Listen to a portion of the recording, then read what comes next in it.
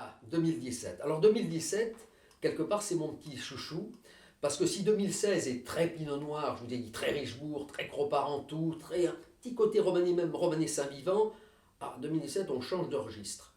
Et 2017, c'est un millésime solaire chez nous. C'est celui où on a d'ailleurs eu les plus hauts degrés alcooliques et où on a pu exploiter vraiment toutes les caractéristiques des trois parcelles. Alors toujours dans les millésimes solaires, on perd un petit peu de complexité et on a, je dirais aromatique, et on perd un tout petit poil souvent de finesse de tanin. Mais là, dans le cas présent, pas du tout.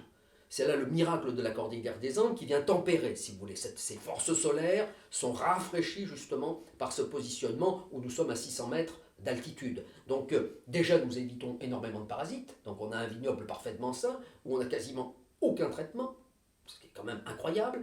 Et en même temps, je dirais, ce millésime était généreux, mais nous on a taillé, on a eu du nez, on a taillé très court, on a fait une moyenne de 20 hectolitres à l'hectare, ce qui est quand même totalement ridicule quand on connaît les chiffres de production au Chili, ou même d'ailleurs en France. Donc ce sont des rendements extrêmement déjà mesurés, et dans ces rendements très contrôlés, on a fait très peu de vin. On a trié, mais on a l'assemblage vraiment des 7 plantiers et de ces 3 zones parcellaires. Alors là, là, cette fois-ci, je vais vous le décrire un petit peu plus parce qu'il est vraiment très captivant celui-là. Mais encore très différent de 2016. Il faut acheter le 2016 pour le plaisir du 2016 et le 2017 pour encore une fois, une autre version de la Piedra Sagrada. Très belle. Et alors, vous voyez, les bouteilles, vous le voyez, ont été ouvertes il y a une demi-heure, trois quarts d'heure et ça fait, j'ai mis mon nez dedans donc depuis le départ, avant que nous tournions ce petit film. Et c'est vraiment, vous pourriez rester 1 heure sans goûter le vin. 1 heure sans goûter le vin, et vous avez tout un florilège d'arômes qui vient. Vous partez très fruits rouges au départ, mais tout d'un coup, tout ça va s'effacer complètement. La myrtille qui était là, la pointe de cassis, et là maintenant arrive l'encens, la violette, une espèce de bouquet incroyable. Le bouquet dont parlait, eh oui, le grand Émile Penaud à Bordeaux.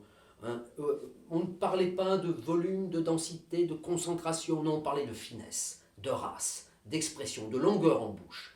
Là, l'attaque ne va pas être monstrueuse, elle va être en délicatesse, en ciselée, mais elle va s'étaler sur tous vos bourgeons gustatifs. Toutes vos papilles vont en prendre plein la vue, et en prendre plein la vue au bout de 4-5 secondes. Ça ne va pas être immédiat.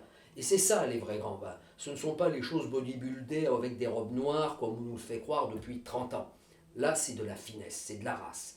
Et je vous le dis, c'est 1 heure d'olfaction, 1 heure de transformation, comme si vous sentiez un parfum qui, objectivement, est d'un autre temps.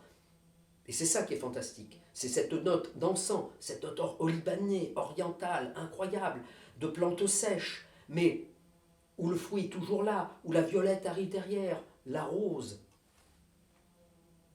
Mais j'ai même pas besoin de le goûter. Il est déjà en bouche, rien qu'en le sentant.